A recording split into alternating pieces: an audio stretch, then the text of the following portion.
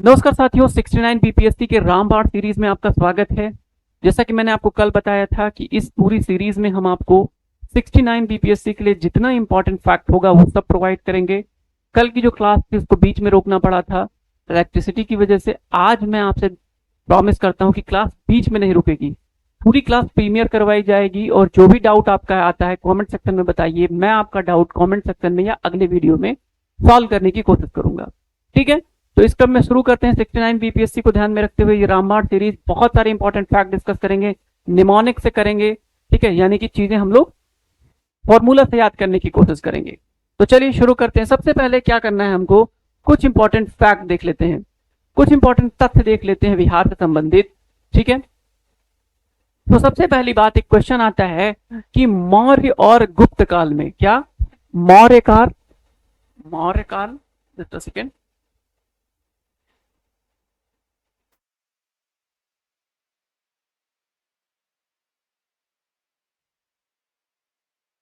मौर्य काल और गुप्त काल, और गुप्त काल के दौरान बिहार को किस नाम से जाना जाता है? मौर्य काल और गुप्त काल के दौरान बिहार को किस नाम से जाना जाता था? तो बिहार को मगध के नाम से जाना जाता है। बिहार के बहुत सारे नाम हैं, लेकिन ध्यान दीजिए मौर्य और गुप्त काल के दौरान बिहार को मगध के नाम से जाना जाता था। ये पहला फैक्ट है, इंपॉर्टेंट फैक्ट है। ठीक है, अगर देखने में कोई दिक्कत है तो मुझे कमेंट सेक्शन में बताइए। नाउ दूसरा एक फैक्ट है कि स्थापना दिवस, बिहार की स्थापना दिवस के बारे में दो फैक्ट हैं। पहला फैक्ट है, मान लीजिए दूसरा फैक्ट है, इसको हम क्या करते हैं, पहला बनाते हैं। ठीक है, पॉइंट नंबर से फैक्ट वाइज जाएंगे। ये हमारा पहला फैक्ट था। दूसरा फैक्ट ये है कि बिहार उड़ीसा सहित बंगाल से कब अलग हुआ? बिहार उड़ीसा सहित बंगाल से कब अलग हुआ? तो आपको पता है कि बहुत इंपॉर्टेंट डेट है, 1 अप्रैल 1912। क्या है? 1 अप्रैल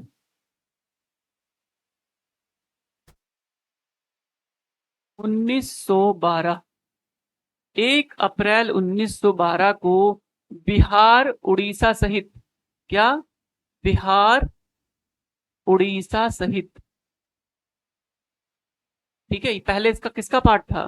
पहले ये बंगाल का पार्ट था। बिहार उड़ीसा सहित क्या होता है, अलग हो जाता है। उसके बाद उड़ीसा और बिहार भी अलग होता है। कब होता है? 1936 को। ठीक है, कब होता है? 1936 को। कितने तारीख को? 1936 को 22 मार्च। तीसरा फैक्ट क्या है? 22 मार्च 1936, 22 मार्च 1936 को बिहार उड़ीसा से अलग हो जाता है। बिहार उड़ीसा से अलग हो जाता है। और यही 22 मार्च, यही 22 मार्च की जो डेट है, इस डेट को क्या करते हैं, यही डेट जो है, ये डेट बिहार की क्या है, स्थापना दिवस है। तो स्थापना दिवस क्या है? स्थापना दिवस। पूछा जाए आपसे कि बिहार का स्थापना दिवस किस तारीख को मनाया जाता है, तो बिहार का स्थापना दिवस 22 मार्च को मनाया जाता है। तो ये एक इंपॉर्टेंट फैक्ट है। तीसरा विभाजन कब होता है बिहार का? ठीक है, पहला, दूसरा और तीसरा विभाजन।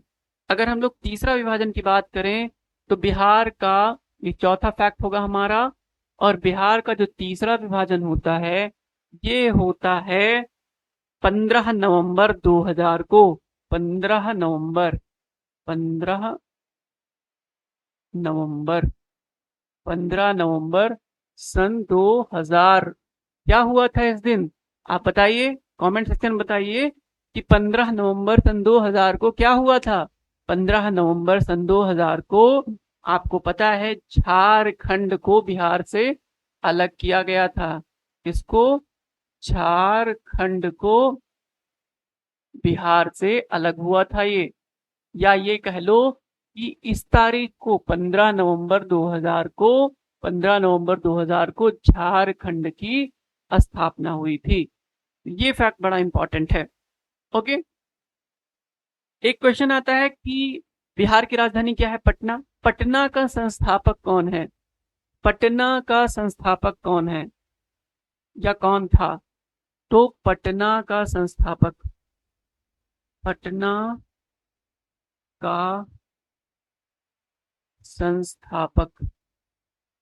तो पटना का संस्थापक कौन था?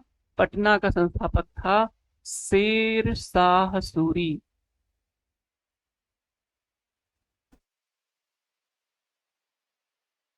पटना का संस्थापक कौन था? शेर शाह सूरी पटना का संस्थापक था। तो पटना का संस्थापक कौन था? शेर शाह सूरी। शेर शाह सूरी ने कब पटना की स्थापना की? 1541 में। 1541 में शेर शाह सूरी ने पटना की स्थापना करी और पटना को अपना राजधानी बनाया। ठीक है। एक और टर्म आपने सुना होगा पटना के बारे में, पाटलिपुत्र के बारे में सुना होगा आपने।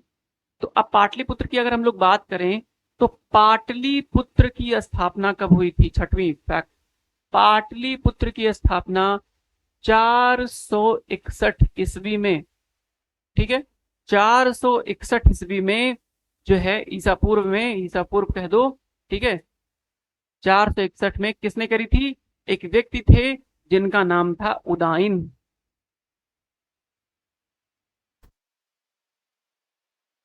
उदाइन, क्या नाम था? उदाइन। हर्यक वंश के थे। किसके थे? कौन से वंश के थे? इनके वंश से प्रश्न पूछा जाता है कि उदाइन किस वंश के थे? तो उदाइन हर्यक वंश के थे। उदाइन किस वंश के थे? हर्यक वंश के थे। उदाइन किस वंश के थे? हर्यक वंश के थे। इन्होंने किसकी स्थापना करी थी? पाटलिपुत्र की।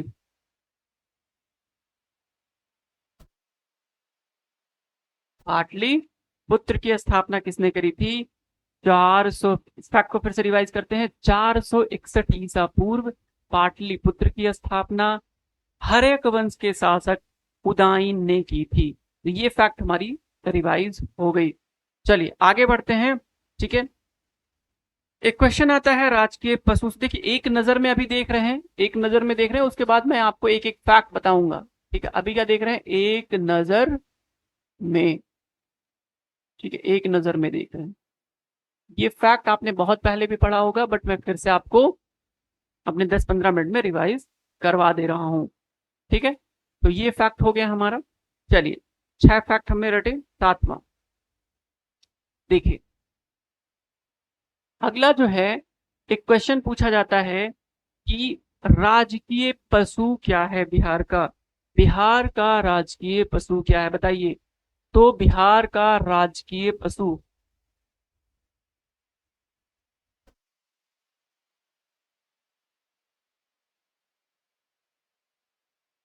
तो राजकीय पशु है बिहार का बैल। बैल जो है बिहार का राजकीय पशु है।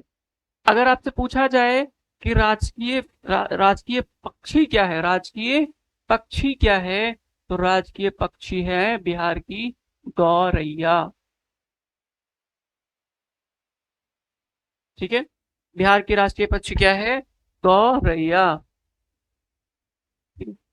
गौरैया। ओके, तो फिर से लिखते हैं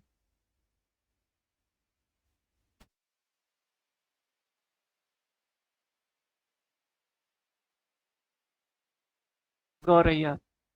ठीक है, अगर हम लोग बात करें कि बिहार का राष्ट्रीय राजकीय फूल क्या है, राजकीय फूल, बिहार का राजकीय फूल क्या है? बिहार का राजकीय फूल है गेंदा। गेंदा बिहार का राजकीय फूल है। राजकीय मछली क्या है? राजकीय मछली क्या है बिहार का? तो मांगुर है।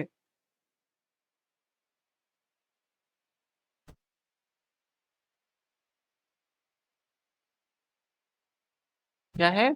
मांगुर है। मांगुर है बिहार का राजकीय मछली।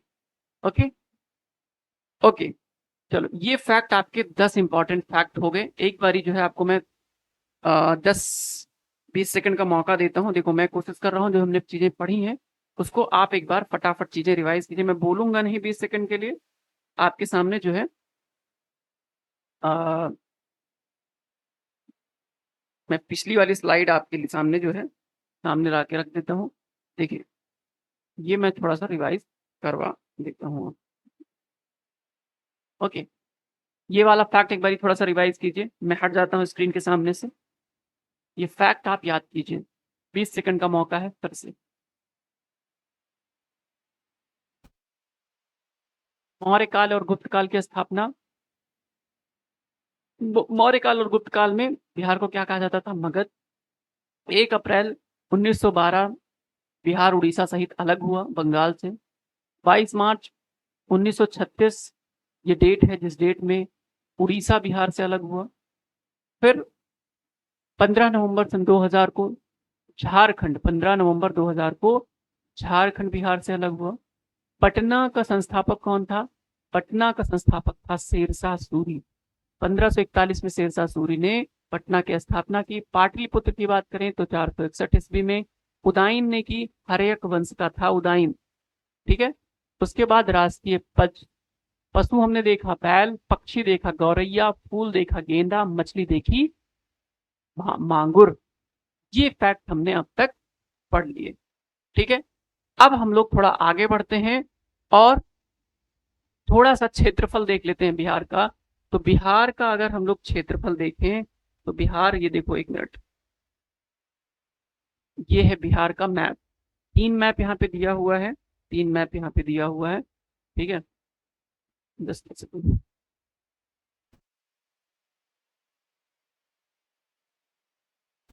ये कल हमने बहुत सारी चीजें देखी थी, जैसे कि सबसे उत्तरी डिस्ट्रिक्ट कौन सा है, दक्षिणी डिस्ट्रिक्ट कौन सा है, पूर्वी पश्चिमी किशनगंज इधर है, कैमूर सबसे पूर्वी, उत्तरी वेस्ट चंपारण, ये सब हमने देखा था। गया सबसे दक्षिणी, ये सब हमने देखा था। खैर ये देखो, ये टोटल अगर आयताकार इसकी बात करें कि टोटल इसकी एरिया कितनी है, तो टोटल एरिया इसकी है, जस्ट अ सेकेंड, 94163 किलोमीटर, वर्ग किलोमीटर। ठीक है, 94163, 94,163 वर्ग किलोमीटर जो है क्या पड़ता है बिहार का टोटल एरिया। क्वेश्चन यहां से निकलता है कि 94,163 वर्ग किलोमीटर जो है ये इसका पूरा एरिया है। ठीक है, बिहार का। यहां से एक क्वेश्चन निकलता है, इसको आपको थोड़ा ध्यान में रखना है। ठीक है, एक क्वेश्चन पूछा जाता है, सर्वाधिक तापमान बिहार में कहाँ है? तो बिहार में सर्वाधिक तापमान कहाँ का है? गया का। गया में क्या है? बिहार का सर्वाधिक तापमान दर्ज किया गया है।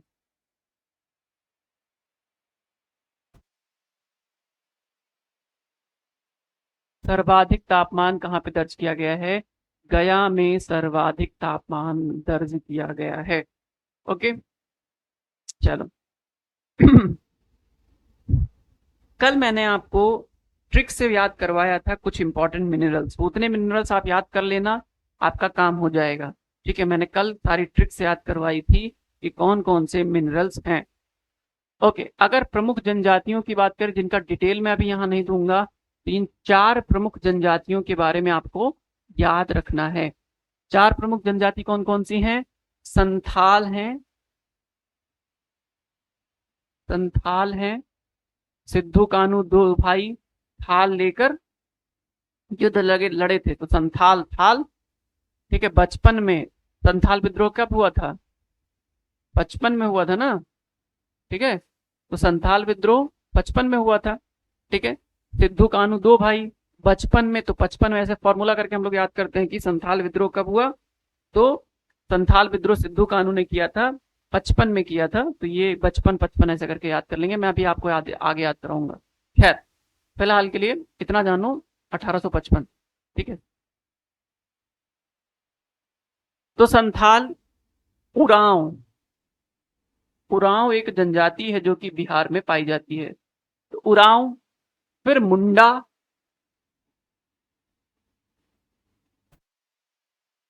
फिर रजवार। तो फटाफट याद करते हैं कौन कौन सी जनजातियां बिहार में पाई जाती हैं। संथाल, फिर आप देखोगे उरांव, फिर आप देखोगे मुंडा, फिर आप देखोगे रजवार। तो ये प्रमुख जनजातियां हैं जो कि बिहार में हैं। ठीक है, चलो भाई, चलो। एक क्वेश्चन आता है आपके, एक्चुअली पथ से पूछा जाता है। पथ मतलब चीज ऐड करते हैं। ओके, इकोनॉमिक सर्वे, जो इकोनॉमिक सर्वे आया था,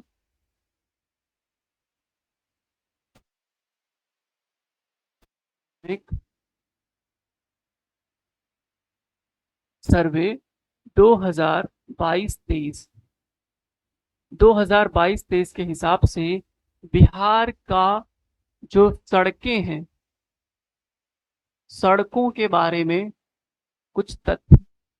तो सड़कों के बारे में पहला तथ्य है कि बिहार का जो सबसे बड़ा राष्ट्रीय यानी नेशनल हाईवे, राष्ट्रीय राजमार्ग है, वो बिहार के किस जिले से होकर गुजरता है। तो सबसे बड़ा जो राष्ट्रीय मार्ग बना हुआ है वो पटना में है।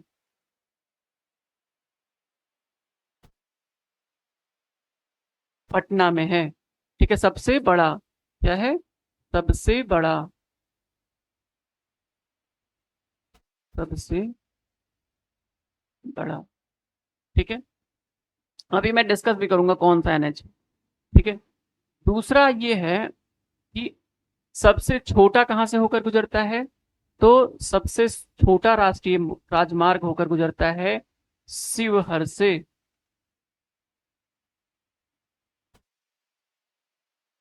शिवहर से क्या गुजरता है, सबसे छोटा,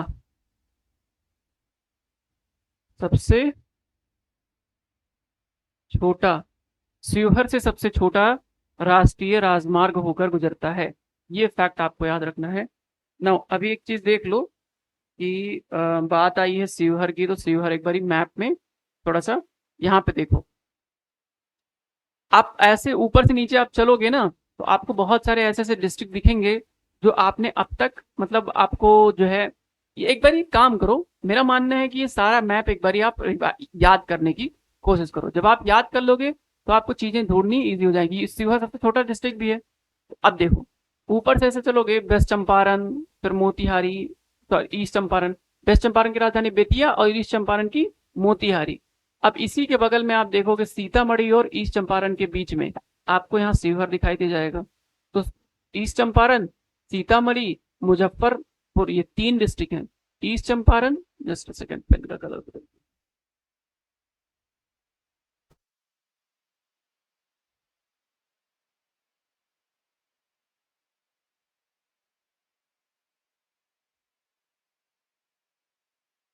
देखो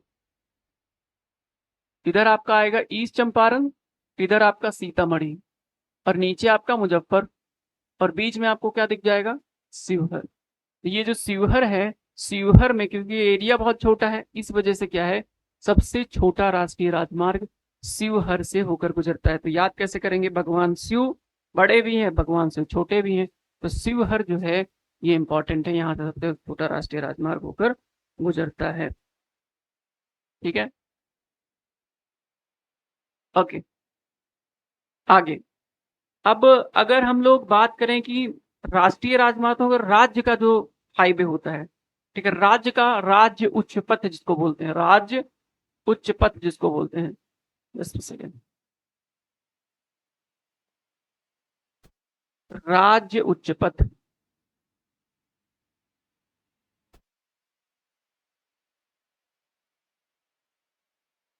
राज्य उच्च पथ।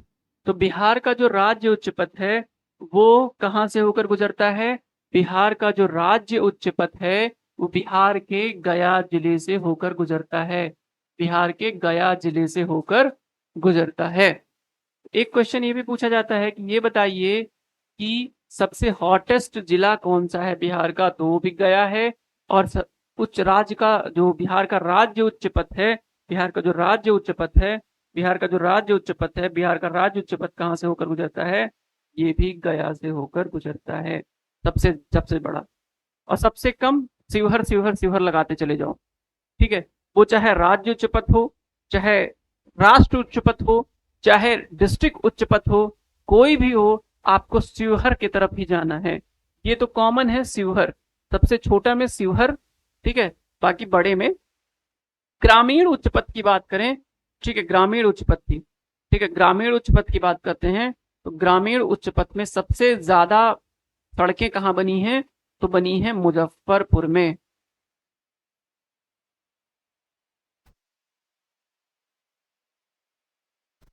मुजफ्फरपुर में। तो ये एक बात हो गया। सबसे छोटा कहाँ पे बना है, सबसे छोटा बना हुआ है अगर हम बात करें ग्रामीण पथ की, ये बदला हुआ है, शिवहर नहीं है, ये है अरवल। शिवहर नहीं है, ये अरवल है। ठीक है, तो ये इतना फैक्ट आपको याद रखना है सड़कों के बारे में। बाकी कुछ राष्ट्रीय राजमार्ग हैं जिसको मैं चाहता हूं कि मैं आपको याद कराऊं, लेकिन फिलहाल के लिए अभी उसको पॉज करते हैं क्योंकि बहुत फैक्ट हो जाएगा, बहुत ज्यादा फैक्ट हो जाएगा, उतना याद करने की जरूरत नहीं है। एक बार रिवाइज कर लीजिए, मैं स्क्रीन से हट जाता हूँ थोड़ी देर के लिए।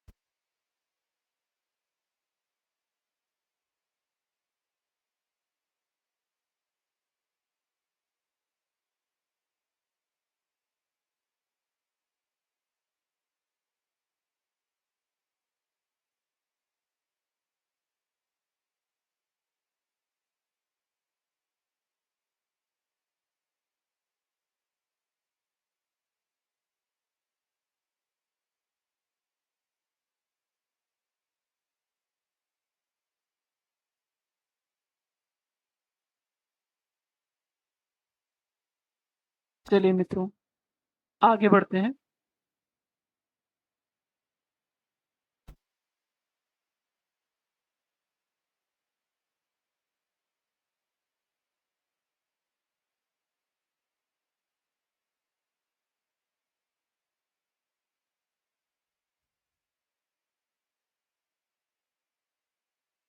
जस्ट अ सेकंड, थोड़ी सेटिंग देखनी पड़ रही है। सेटिंग की गड़बड़ी की वजह से चीजें थोड़ी सी रुक रही है।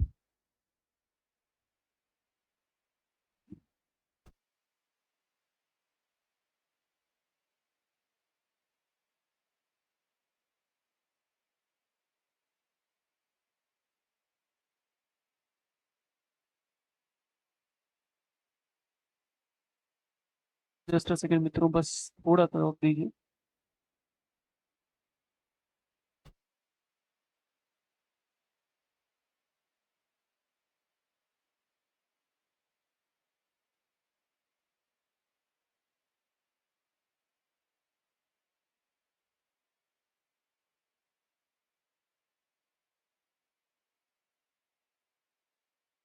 चलिए।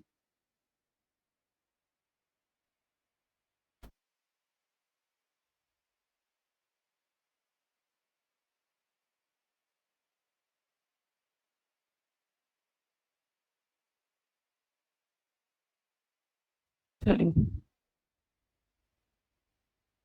अब हम लोग बात करने जा रहे हैं बिहार के मिट्टियों की। किस चीज की बात करने जा रहे हैं, बिहार के मिट्टियों की। मिट्टी से क्वेश्चन आएगा। तो बिहार में कई प्रकार की मिट्टियां पाई जाती हैं, जिसको हम थोड़ा सा एक सुपरफिशियल लेवल पे देख लेते हैं। जैसे कि सबसे पहली मिट्टियों के प्रकार यहाँ पे देख लेते हैं। बिहार में मिट्टियों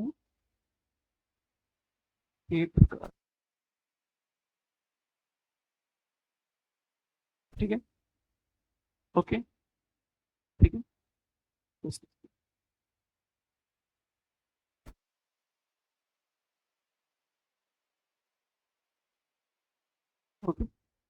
मिट्टी के प्रकार। तो मिट्टी के कितने प्रकार हैं बिहार में?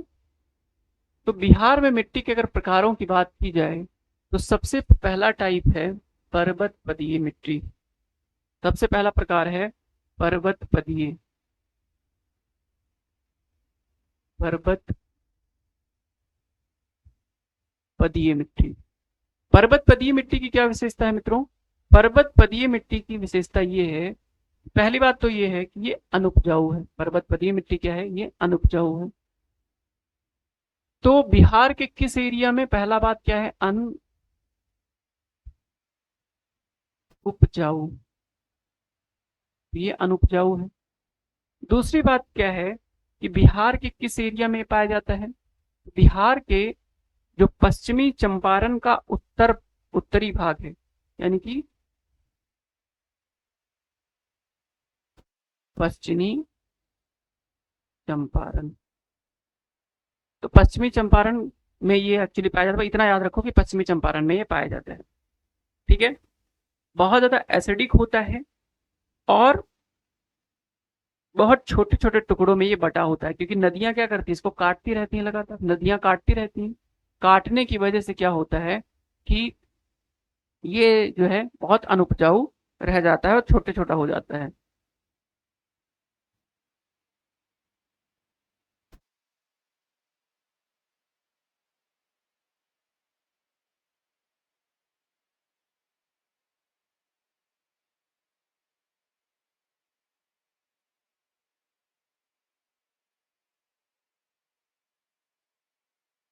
चलिए, कोई बात नहीं। ठीक है, कुछ टेक्निकल दिक्कत हो रही है, फिर से हम इसको बहुत जल्द ठीक करेंगे। तो ये पश्चिमी चंपारण में है। दूसरी बात ये अनुपजाऊ है। पश्चिमी चंपारण में है और दूसरी बात ये अनुपजाऊ है। दूसरा जो एक प्रकार का मिट्टी है वो है बाल सुंदरी मिट्टी। क्या है? बाल सुंदरी मिट्टी। तो बाल सुंदरी मिट्टी की क्या विशेषता है कि ये, एक तो पहली बात ये है, चूना व क्षार युक्त है ये। चूना, जैसे बाल सुंदर होता है, बाल सुंदरी सुंदर है, तो चूना भी सफेद होता है। तो ये ऐसे करके याद कर लेना, चूना प्लस क्षार। चूना प्लस क्षार से युक्त होता है। ठीक है। सफेद और भूरा रंग का होता है। ठीक है। बाल सुंदरी सुंदर जब यहाँ पे आ गया तो इस बात से हम आराम से निकाल सकते हैं ये फैक्ट कि भाई ये वाइट ही होगा। ठीक है, ऐसा करके। अब एरिया क्या है इस मिट्टी, बाल सुंदरी मिट्टी का? तो बाल सुंदरी मिट्टी का एरिया जो है ये आपका चंपारण सहरसा।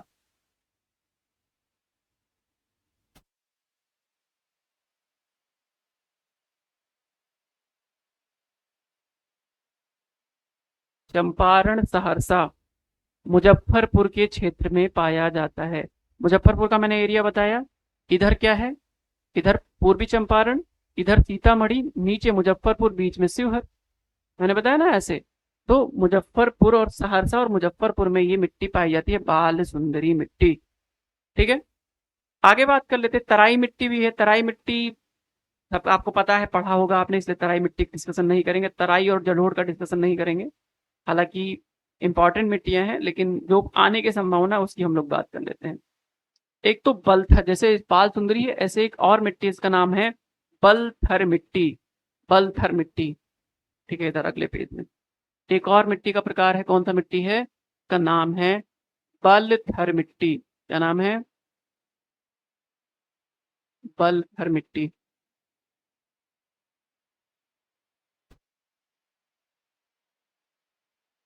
बलथर। बलथर मिट्टी की क्या विशेषता है कि ये रेत और कंकड़ से युक्त होती है। रेत और कंकड़ से युक्त होती है। बाल सुंदरी की उलट ये अम्लीय होती है। बाल सुंदरी के उलट ये क्या होती है? अम्लीय मिट्टी होती है।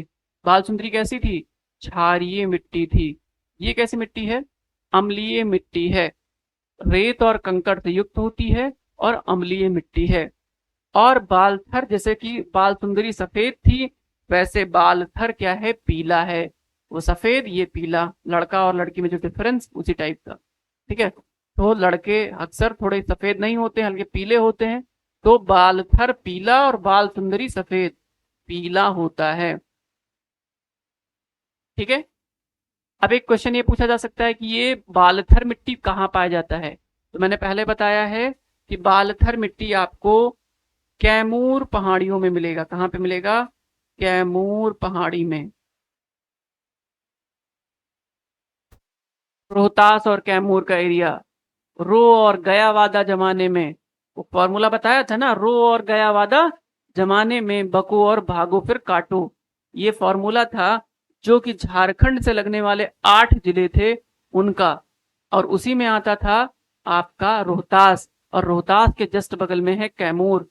कैमूर में आपको क्या मिलेगा?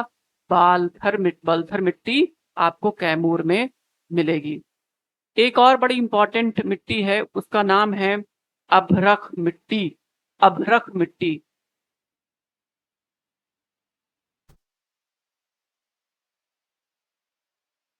अभ्रक मिट्टी। अभ्रक मिट्टी आपको कहाँ मिलेगी? तो अभ्रक मिट्टी आपको मिलेगी नवादा में। मैंने पहले बताया फॉर्मूला मेरा बहुत काम करता है। गया वादा जमाने में, गया, नवादा और जमुई एक साथ में लगेंगे। इधर गया, इधर नवादा और इधर जमुई। ठीक है। ये फॉर्मूला जैसे मैंने बताया, रो और रोहतास, औरंगाबाद, रो और गया, गया वादा जमाने में, तो गया, नवादा, जमुई। फिर बको, भागो और काटो, बांका, भागलपुर और कटिहार। तो ये टोटल 8 जिले हो जाएंगे जो किससे मिल रहे हैं? जो आपके झारखंड से मिल रहे हैं। इस वजह से आप यहाँ पे देखो, नवादा, नवादा, नवादा में क्या मिल रहा है आपको? अभ्रक मिट्टी। रोहतास के बगल में यहाँ पे कैमूर है, तो यहाँ पे क्या मिल रहा है? बलथर मिट्टी। ठीक है। तो ये बात हो गई हमारी, बलथर मिट्टी के बारे में हमने डिस्कस कर लिया। ये कुछ इंपॉर्टेंट मिट्टियां थी। एक और मिट्टी है ताल मिट्टी। ठीक है। ताल, देखो हम वही डिस्कस कर रहे हैं जिसकी पॉसिबिलिटी है, हम वही डिस्कस कर रहे हैं जिसकी पॉसिबिलिटी है।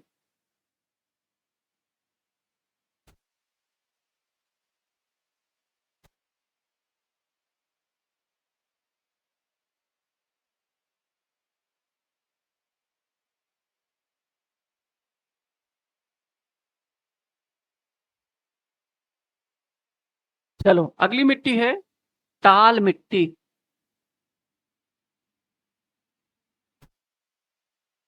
ताल मिट्टी।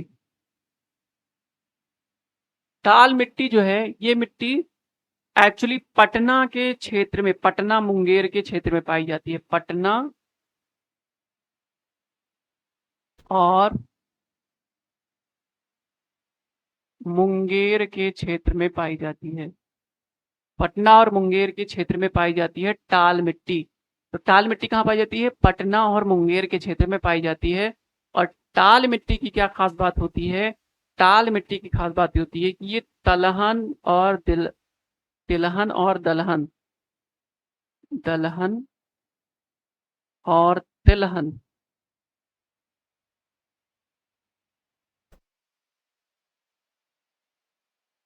दलहन और तिलहन के लिए बहुत फेमस है। ठीक है। दलहन और तिलहन के लिए बहुत फेमस है। तो टाल मिट्टी हो गई, तो बलथर हो गई, अभ्रक हो गई। ठीक है। जस्ट अ सेकेंड, भाग गया इधर, रुको भाई इधर ही रहो। तो बलथर, अभ्रक और टाल मिट्टी हमने देख ली। क्या क्या मिट्टी देख ली? कौन कौन सी टाइप की मिट्टियां देखी? हम फिर से रिवाइज करते हैं एक बार। पर्वत पदीय मिट्टी देखी, फिर हमने देखी बाल सुंदरी मिट्टी देखी, फिर हमने क्या देखा? हमने देखा बलथर मिट्टी, अभ्रक मिट्टी और टाल मिट्टी। जितना फैक्ट मैंने आपको बताया है, जितना फैक्ट मैंने आपको बताया है, ये फैक्ट बहुत काम का है। ठीक है। ये एग्जामिनेशन के पॉइंट ऑफ व्यू से बहुत इंपॉर्टेंट है। ये सारी मिट्टियां आपको याद करनी है। तो एक बार फिर से रिवाइज कीजिए इन चीजों को और यहीं से याद करके चलिए। तो सबसे पहली पहली मिट्टी क्या है? पर्वत पदीय मिट्टी। पर्वत पदीय मिट्टी मैंने बताया अनुपजाऊ मिट्टी होती है जो कि पश्चिमी चंपारण में पाई जाती है। फिर बाल सुंदरी मिट्टी चूना और क्षार युक्त मिट्टी होती है जो कि चंपारण और सहरसा में पाई जाती है। फिर बलथर मिट्टी जो कि अम्लीय है, ठीक है, पीली है, कैमूर क्षेत्र में पाई जाती है। अभ्रक मिट्टी नवादा क्षेत्र में पाई जाती है जो कि अभ्रक के लिए फेमस है। नवादा अभ्रक के लिए फेमस है, ध्यान दो, नवादा अभ्रक के लिए फेमस है। फिर मैंने बताया टाल मिट्टी जो कि पटना और मुंगेर क्षेत्र में पाई जाती है। दलहन और तिलहन के लिए फेमस है। हम स्क्रीन के सामने से हटे हुए हैं, आप स्क्रीनशॉट मार लीजिए, ठीक है। तो ये कहानी थी हमारे मिट्टियों की। ओके, अगर कोई डाउट आ रहा है या कुछ समझ नहीं आ रहा है, आपको किसी और तरीके की चीजों की आवश्यकता है, तो आप मुझे कमेंट सेक्शन में बताइए। अब डिस्कस करने के लिए बहुत कुछ चीजें हम लोग डिस्कस कर सकते हैं। मिनरल्स मैंने आपको बता दिया, नदियां हम ज्योग्राफी में अलग से पढ़ेंगे, उसको भी बताना था मुझे। गंगा से मिलने वाली बिहार की जितनी नदियां हैं कहाँ पे मिलती हैं, एक बारी मैं ये बता देता हूँ थोड़ा। गंगा से मिलने वाली बिहार की नदियां बड़ी इंपॉर्टेंट हैं, ठीक है। तो गंगा से जो जो नदियां मिलती हैं बिहार की, कहाँ से मिलती हैं, ये बड़ा इंपॉर्टेंट है, इससे क्वेश्चन आता है आपका। तो अब गंगा से मिलने वाली नदियों के बारे में देख लेते हैं। गंगा से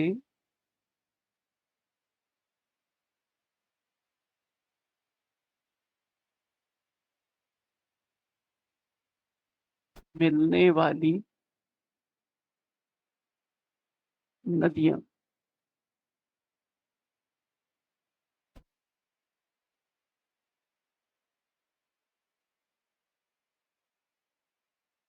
ठीक है। गंगा से मिलने वाली नदियां, सबसे पहली जो नदी है गंगा से मिलने वाली है, इसका नाम है कर्मनासा। जो कर्मों को नाश कर दे, क्या बोलते हैं, कर्मनासा, ठीक है। तो ये किसी के लिए क्या है, पवित्र है, और किसी के लिए अपवित्र है। कर्मनासा नदी जैनियों के लिए क्या है, जैनियों के लिए ये पवित्र नदी है, ठीक है। और हिंदुओं के लिए क्या है, अपवित्र नदी है, ठीक है। आपके पुण्य कर्मों को नाश कर दे, ठीक है। तो हिंदू धर्म में कहा जाता है पुण्य कर्मों का नाश नहीं होना चाहिए, जबकि जैनी क्या कहते हैं, कर्मों का नाश ही मोक्ष प्राप्ति का रास्ता है।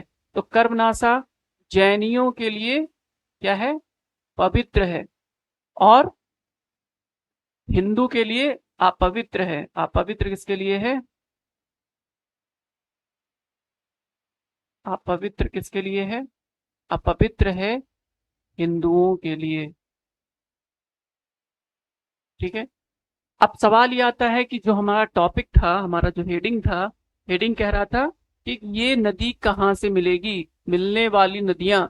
तो कर्मनासा नदी बिहार से कहाँ में मिलेगी, तो बिहार के चौसा के निकट। कहाँ पे, चौसा खेलते खेलते क्या करेंगे, अपना कर्मनाश कर लेंगे। चौसा के निकट, चौसा के निकट, बिहार के चौसा के निकट क्या है, आपको कर्मनासा नदी गंगा से मिलेगी। अगली नदी की बात कर लेते हैं। अगली जो नदी है, अगली नदी जो आती है, वो नदी आएगी आपकी, अगली जो नदी आएगी वो है सरयू।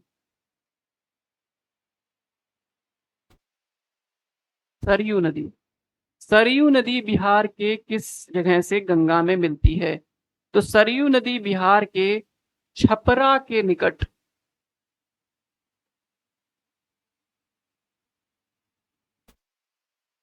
छपरा के निकट, बिहार के छपरा के निकट जो है सरयू नदी गंगा से मिलती है। बिहार के छपरा के निकट सरयू नदी गंगा से मिलती है। अगली जो इंपॉर्टेंट नदी है, वो नदी है, अगली जो इंपॉर्टेंट नदी है वो नदी है कमला रिवर।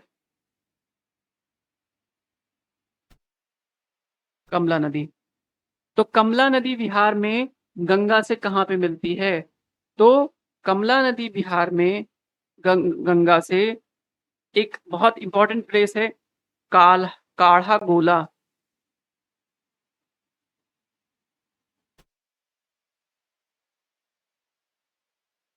काढ़ा गोला बिहार के कहाँ से, बिहार के काला गोढ़ा से, बिहार के काला गोढ़ा से क्या करती है, कमला नदी काला घोड़ा के निकट गंगा से मिलती है। तो कमला नदी, तो कर्मनासा, अब मैं स्क्रीन से हट जाता हूं। तो तीन नदियां हैं जिनको आपको याद करनी है। तीन नदियां कौन कौन सी अभी फिलहाल के लिए, एक तो कर्मनासा, कर्मनासा कहाँ से, चौसा खेलते हुए सारा कर्म हमारा नाश हो जाएगा, एक फैक्ट। दूसरा फैक्ट, सरयू नदी, तो सरयू नदी बिहार में कहाँ से मिलती है, सरयू नदी बिहार के छपरा से, सरयू नदी बिहार के छपरा के निकट से गंगा में मिलती है। फिर मैंने आपको बताया कमला नदी। कमला नदी कहाँ से मिलती है? तो कमला नदी काला घोड़ा से बिहार में मिलती है। काला घोड़ा से बिहार में मिलती है। ये आपकी हो गई। अब कर्मनासा, सरयू और कमला हो गया। कोसी, फल्गु, सोन, बूढ़ी गंडक, गंडक ये बची हुई हैं। ठीक है, ये बची हुई हैं। चलो अगला। ये फैक्ट मैं बार बार इसलिए देखो इतना स्लो इसलिए पढ़ा रहा हूं ताकि चीजें याद हो। बहुत ज्यादा फैक्ट दिमाग इकट्ठा याद नहीं कर पाता है। आराम आराम से, आहिस्ता आहिस्ता, प्यार से याद हो जाएगा मेरे भाई। ठीक है, चलो आगे बढ़ते हैं। कोसी नदी।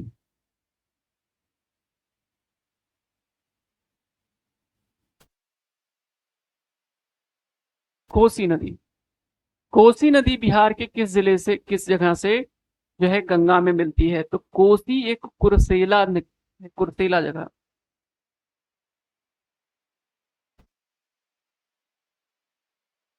बिहार के कुर्सेला से, बिहार के कुर्सेला से कोसी नदी कुर्सेला के निकट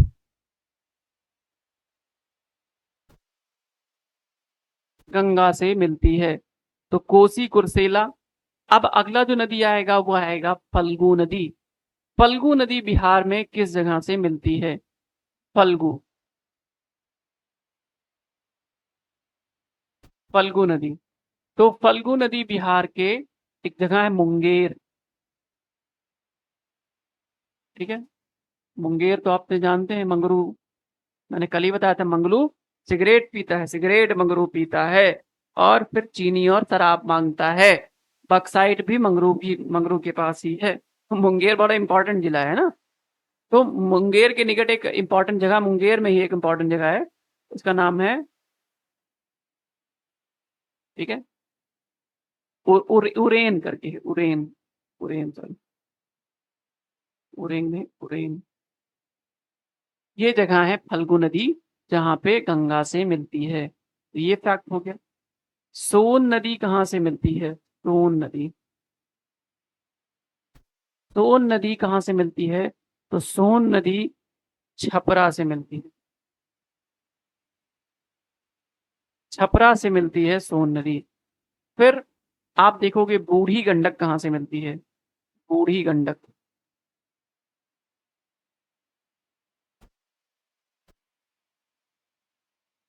तो बूढ़ी गंडक बिहार में किस जगह से मिलती है? तो बूढ़ी गंडक नदी गंगा से जो है मुंगेर के निकट मिलती है।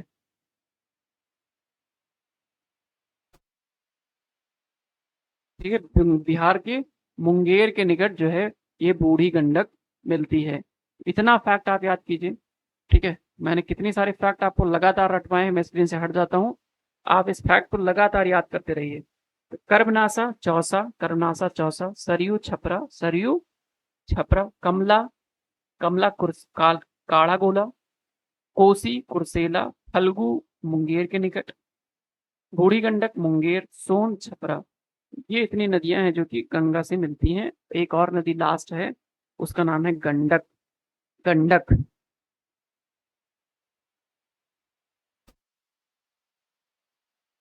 एक लास्ट नदी बची है, इसलिए यहीं पे लिख दे रहा हूं, पहलेजा।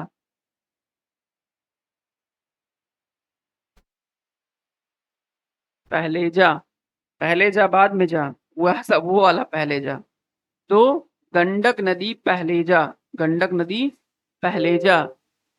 ठीक है, गंडक नदी पहलेजा। ठीक है, गंडक नदी क्या है? पहले जा। तो ये फैक्ट आप जरा फटाफट याद कर लीजिए। स्क्रीन से हट जाता हूँ। कोसी कुर्सेला फल्गु मुंगेर, कोसी कुर्सेला फल्गु मुंगेर, सोन छपरा बूढ़ी गंडक मुंगेर और गंडक पहले जा। ठीक है, तो ये फैक्ट आपके इतने जो है, आई होप कि आपको याद हो गए होंगे। ठीक है, चलो आगे बढ़ते हैं। तो एक क्वेश्चन पूछा जाता है कि सरयू नदी, जो अभी मैंने बताया यहाँ पे, जस्ट सेकंड, यहाँ पे सरयू नदी के किनारे कौन सा शहर बसा हुआ है? तो छपरा बसा हुआ है। ठीक है, कमला नदी के किनारे कौन सा शहर बसा हुआ है? तो काड़ा घोड़ा जो मैंने बताया है ये क्या है, एक जगह है दरभंगा, दरभंगा, ठीक है, दरभंगा यहाँ पे है। ओके। और पुनपुन रिवर भी है, वो भी इम्पोर्टेंट, बहुत ज़्यादा इम्पोर्टेंट नहीं है, बट फिर भी इतना हमारा काम का फैक्ट हो गया। ठीक है। अब हम लोग थोड़ा सा बिहार की प्रमुख झीलों के बारे में चर्चा करेंगे। बिहार की प्रमुख झीलें। तो बिहार की प्रमुख झीलें कौन कौन सी हैं? बिहार की प्रमुख झीलें जो हैं, 5 झीलें मैं आपको बताऊंगा। एक तो कांवर, आप मुझे कमेंट सेक्शन में बता दीजिए, मैं नाम लिखते जा रहा हूँ, आप कमेंट सेक्शन में बताइए कि कौन सी झील कहाँ पे है। तो सबसे पहली है कांवर झील, कांवर झील। दूसरी झील है, दूसरी झील है दुआ कुंड,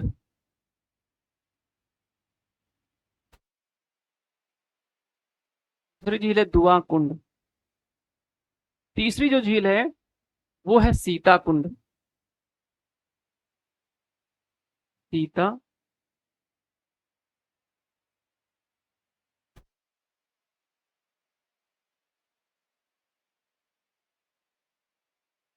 सीता कुंड। चौथी झील है, देखो मैं उम्मीद कर रहा हूँ कि आप कमेंट सेक्शन में बताएंगे इसका जवाब। ठीक है, तो प्रीमियर होएगा ये वीडियो, तो उस टाइम मैं देख रहा हूँ। ठीक है। चौथी झील है मुचलिंडा, बहुत इंपॉर्टेंट झील है मुचलिंडा।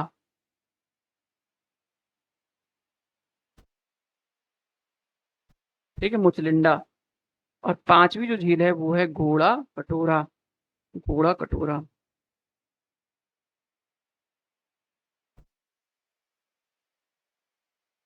घोड़ा कटोरा।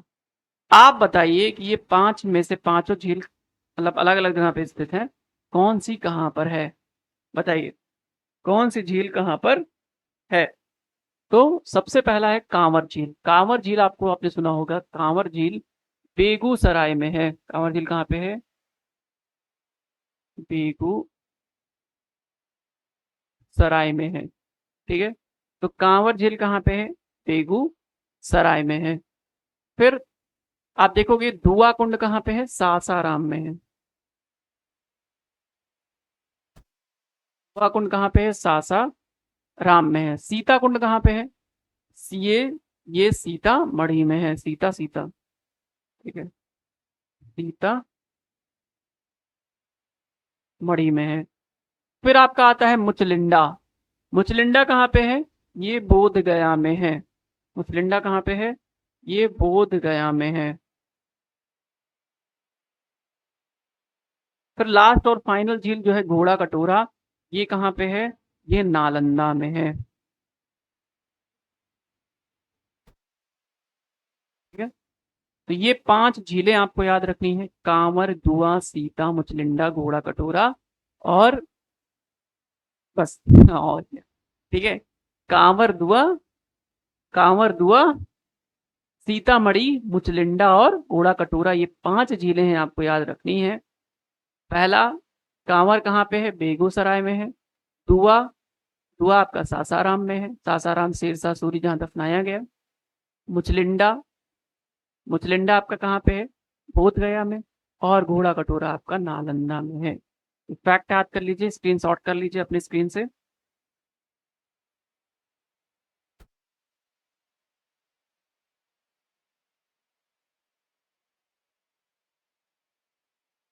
अब इसी के साथ साथ कुछ झरनों की बात कर लेते हैं। देखो झीलों की बात हो गई, झीलों की बात हो गई, प्रमुख झीलें, तो प्रमुख झरनों की बात कर लेते हैं।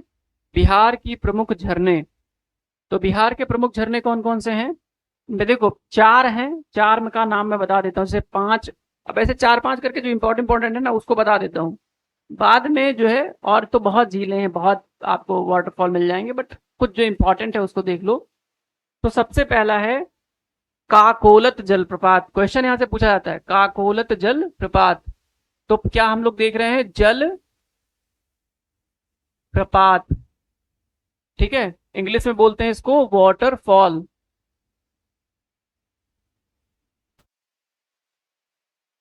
वाटरफॉल। तो पहला वाटरफॉल है जो हमको देखना है वो है काकोलत।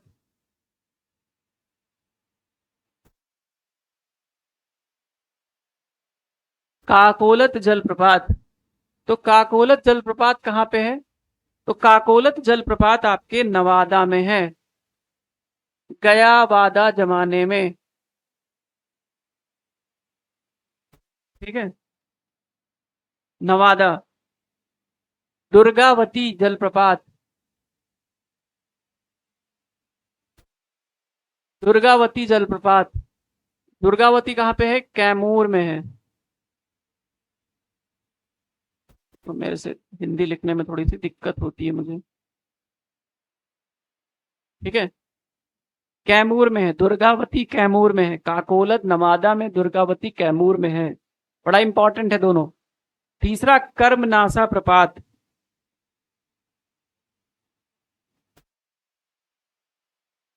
कर्मनासा प्रपात कहाँ पे है? तो कर्मनासा है बक्सर में। कर्मनासा कहाँ पे है? बक्सर में। फिर आपका आता है लास्ट, जियार खुंद का छोटा जलप्रपात। मैं इसको जियार लिखूंगा यहाँ पे, याद आ जाएगा, जियार खुंद का छोटा जलप्रपात। ये कहाँ पे है? फुलरिया रिवर। अब आपको कमेंट सेक्शन में बताना है फुलवरिया रिवर कहाँ पर है। फुलवरिया रिवर आपको बताना है, फुलवरिया रिवर किस जगह पर अवस्थित है। तो काकोलत नवादा, दुर्गावती कैमूर, कर्मनासा बक्सर और जियार खुंद का फुलवरिया। तो ये हो गई हमारी इंपॉर्टेंट। और कारखाने, जूता, लाह उद्योग, ये सब मैं आपको पढ़ा ही चुका हूं पहले। इंडस्ट्रीज से पहली वाली क्लास में ये सब देख लेना, वो बहुत काम का है। ठीक है, अब जो मुझे बताना है वो बताऊंगा मैं बिहार के कुछ इंपॉर्टेंट करंट अफेयर्स। ठीक है, ठीक है, और कुछ फैक्ट वन वन लाइनर है उसको मैं बताऊंगा। पहले आप थोड़ा सा और इसको थोड़ा तेज करेंगे चीजें, क्योंकि मुझे बहुत लोगों से पता चला है कि यार बेसिक्स तो मजबूत है, जो करंट अफेयर्स वाला पोर्शन है, करंट अफेयर्स वाला, ठीक है, वो पोर्शन कमजोर है। तो एक बूस्टर डोज दूंगा मैं आपको, बूस्टर डोज, बूस्टर डोज दूंगा करंट अफेयर्स का, जिसमें ढेर सारे करंट अफेयर्स हम लोग डिस्कस करेंगे। ठीक है, तो आज की वीडियो फिलहाल के लिए मैं यहीं रोकूंगा, साइमल्टेनियस वीडियो आती रहेंगी। कमेंट सेक्शन में बताइए आपको क्लासेस कैसी लग रही हैं, क्या इसको और कंटिन्यू करना चाहिए या फिर क्या मॉडिफिकेशन करने की जरूरत है। धन्यवाद।